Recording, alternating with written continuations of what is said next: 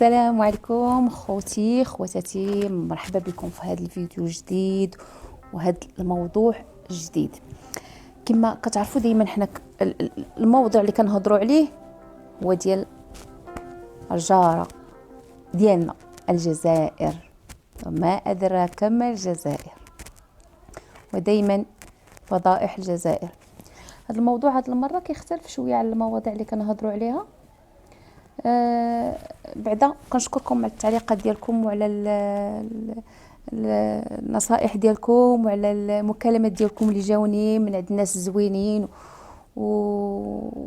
والنصائح اللي عطيتوني والتشجيعات اللي كتشجعوني. شكرا بزاف، كنشكركم بزاف.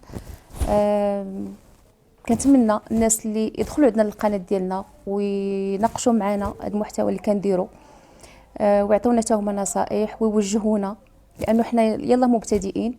وكنتمناو وانا فخوره وعلى راسي نصائحكم و توضيحات ديالكم ان شاء الله يا رب، والتشجيعات ديالكم. كما بغيت نقول لكم، احنا الحمد لله بلادنا بلاد الخير وبلاد النعمه، الحمد لله عايشين فيها، عايشين في واحد النعمه كبيره وهي وزوينه، بحال شي ناس اللي كتكون واحد النعمه بين ايديهم ما كيعرفوش ليها، ولكن امتى كيعرفوا لها؟ حتى كطير بين يديهم، عاد كيبقاو يبكيو ويشكيو علاش طارت لينا هاد النعمه، علاش ما حافظناش عليها، علاش علاش علاش علاش. ولكن لا ينفع الندم. كما قلت لكم، الحمد لله بلادنا بلاد الخير وبلاد الخيرات وبلاد النعمه، الحمد لله، ونعمه عطاها لنا الله سبحانه وتعالى اللي هي بلادنا. وحمدناك يا رب وشكرناك بالامن والاستقرار اللي احنا عايشين فيه، الحمد لله والشكر لله. خوتي شوفوا معايا هذا الفيديو، ومن بعد غادي نهضروا عليه شويه. شوفوا هذا الفيديو. عرفتي شو 11 نفر داخله منطقه سياحيه، يعني سائح وحده. ها راه هذه السياحه اللي كاينه. انا دخلت اني وحدي فيها 12 كيلو، اي فارغه كاع. ها كان والو، راه غير البحر والصيادين. كما شفتوا في هذا الفيديو انه واحد مخلص 11000، يعني مهم غتكون شي 16 ريال مغربيه، 16 ريال مغربيه ديالنا. راه الدينار في الفندق، يعني الدينار عندهم زيرو. في الفندق الدينار عندهم. ايوا سيدي مخلص هذاك المبلغ باش يجي ويفواج وينزل للبحر، وهذا كيصدق سيدي كيلقى ارض قاحله، يعني ما كاينه حتى حاجه، حيت هادوك القوم كاينه العجاج، لقى غير العجاج وارض قاحله والدنيا ناشفه. والو ما كاينه حتى شي حاجه. نتوما راه شفتوا الفيديو وسمعتوه هو اشنو قال. حيت هادوك القوم ملي كتقول لهم السياحه شنو كيجيب لهم راسهم، انه السياحه كيمشيو الناس كيجيو للدعاره. عندنا هادشي زعما، راه كيجيو عندنا حنا كيسمعوا السياحه في المغرب كيقولوا صافي راه كيمشيو على الدعاره. المغرب شنو فيه على الدعاره؟ ما فيه لا سياحه لا والو، فهمتي؟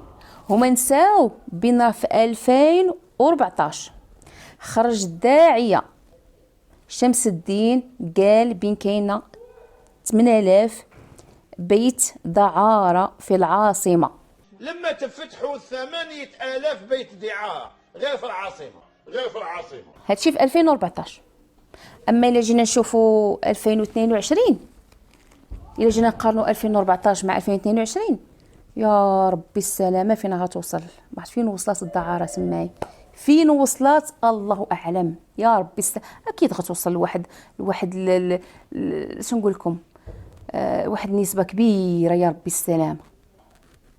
حيت السيادي انه روجوا في الاعلام ديالهم انه قناه النهار وقناه البلاد وقناه الزمر المزمر انه كتقول السياحه راه دعاره ماشي، كتخدم فنادق وبنيه تحتيه ومرافق، والى قدر الانسان يجي يشوفها. او الدليل ما عرفتش كيخربقوا، ما عرفتش كيقولوا. كما قلت لكم كيقولوا انه السياحه هنا عندنا حنا بين راه هي دعاره، فهمتي؟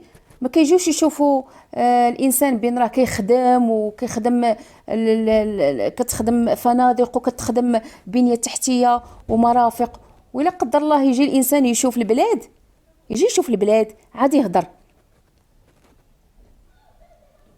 والدليل انه اللعابه ديالهم جابوا عيالاتهم للمغرب باش يدوزوا الفاكونس المغرب. يعني حتى اللعابه ديالهم جايبين عيالاتهم للدعاره. والما جايبينهم المغاربه، يلا صافي هادشي اللي بغيتو نوصلوا لهاد الهضره هادي. نتوما اللي خليتو بنادم يوصل لهاد الهضره هادي باش تتهموا المغرب انه السياحه ديالو هي الدعاره. حاشا ولله، لانه الجاليه ديالكم كلها كتدخل المغرب كدوز فاكانس المغرب، لانه ما عندكمش فين يمشيو تمايا، وما عندكم لا بنيه تحتيه، ما عندكم لا مرافق، ما عندكم حتى بلاصه فين يمشيو الجاليه المغربيه الجاليه الجزائريه ديالكم. يعني كتجي كدوز هذه الفاكونس ديالها كلها في المغرب وكدوزها بقل ثمن، وكتمشي فرحانه ومقديه وفرحانين لواحد درجه كبيره. نتوما البيي ديال الطياره كتزدحون فيها وكتهضروا على السياحه بالمغرب بانها دعاره. قلت لكم في 2018 الداعيه ديالكم قال لهم بين راه العاصمه فيها 8000 بيت دعاره. هادشي في 2018. ايوا حسبوا من 2018 لدابا شحال غيكون. يا ويلي عرفتي شحال تكون؟ ويلي راه تطلات الدنيا تما بالدعاره، العاصمه تطلات بالدعاره عندكم. وماشي بقات الدعاره وديروا وانتم لا بنيه تحتيه في البلاد، لا حتى الغازونات عندكم مقلعين، حتى حاجه ما عندكم عفوا حتى حاجه ما عندكم مقوده، حتى حاجه لا بنيه تحتيه لا مرافق لا سياحه مقوده، لا حتى حاجه عندكم في بلادكم مقوده. الناس اخويا خدمات البلاد، كاين ما يتشاف في البلاد، فهمتي؟ الناس خدموا، كاين ما يتشاف عندنا في البلاد، لانه الناس وقفوا وخدموا، ماشي بحالكم. الناس مشات بعيد بحالكم نتوما، واحد جا خلص الفلوس مسكين وجا دخل البحر، ما لقى لا مرافق، ما لقى حتى حاجه زوينه اللي تفرح، ما لقى حتى حاجه زوينه، وخرج بلايف مباشر وقالها سلام ما نقولها، لان السيد خسر فلوسه، لقى ارض قاحله، صحراء قاحله، لا شجره لا حتى حاجه، دار لايف مباشر شوفوا خوتي شنو كاين، ما كاين حتى شي حاجه. كتهضروا على السياحه بالمغرب، تهضروا بين السياحه بالمغرب دعاره، دايرينها سبه للدعاره. يا سبحان الله.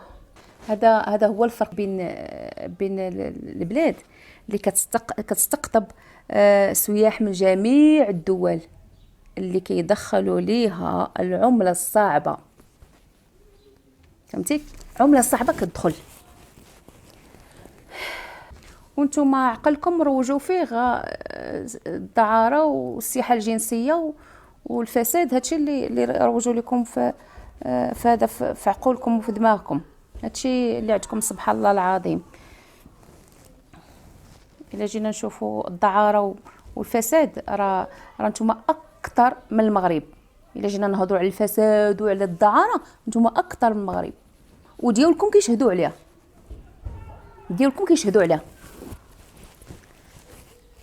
ما تبقاوش عتدويو، ما تبقاوش عتبلبلوا، حشومه تبقاو تدويو وتبلبلوا حشومه.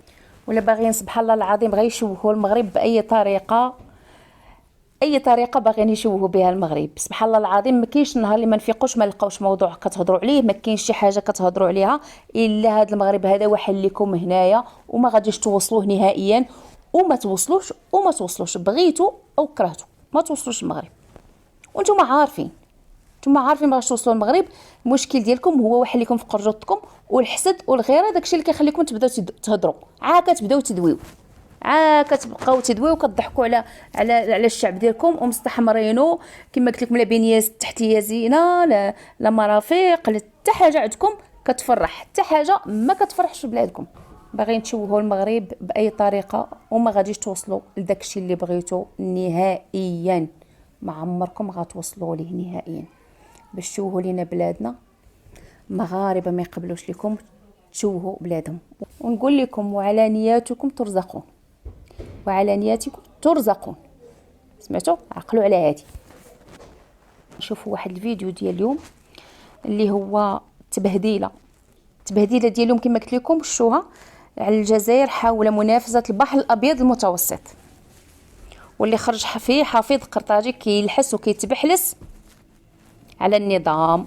ولكن عجبني فيه هذا الشاب هذا اللي خرج ليهم وفضحهم واحد الفضحه. هانتوما نخلي لكم الفيديو غتشوفوا شنو دار لهم هذا الشاب. واحد شو هذا ليهم واحد الفضحه، فضحهم، جبد لهم كاع الصور، جبد لهم كاع الفيديوهات من وسط مهران والكارثه ديال اللي كتعيشها البلاد بالجزائر.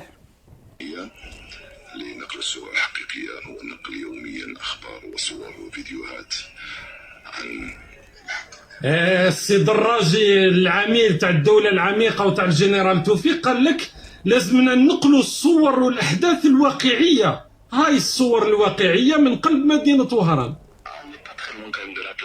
أيوة un petit 15 minutes et c'est ça qui me rend triste. أيوة L'Algérie et les Algériens c'est هذه منذ أيام فقط. يا أخي السي دراجي قال لك لازمك تنعتوا لنا الصور الحقيقية.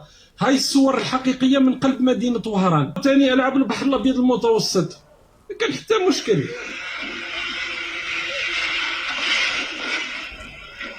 هذه العملية هذه الترويجية لألعاب البحر الأبيض المتوسط بدات بهذه الطريقة. شوف هاكم تشوفوا يا أخي الغازون فوق القرافة، يعني فوق الحصى. شوف كيفاش جاو رماوه وراحوا. هاي الصور الواقعية. وعنده الصح وما كذبش. وبرافو لهذا الشاب هذا اللي خرج بهذا الفيديو هذا، برافو عليه وبرافو انا كنقولها ليه من المغرب انه برافو عليه. عنده جرأة وعنده شجاعة وخرج وهضر على الحالة الكارثية اللي كتعيشها وسط وهران بالجزائر. خوتي هذا هو الفيديو ديال اليوم اللي ناقشنا فيه كما شفتوا دابا. يا راك شفتوا فيديو. خليوا لي ارائكم، خليوا لي تعليقات ديالكم زوينه اللي دائما كنحترمها وعلى راسي وعينيا. ونصائحكم واي موضوع بغيتوه نناقشوه خليوه لي في لي كومونتير نناقشوه. واللي ما اشتركش معنا يدخل يشترك معنا ويشجعنا، وربي يخليكم ليا. ودائما كنقولها لكم كنموت عليكم وكنحماق عليكم، وديما ماغوك ديما مغرب. السلام عليكم.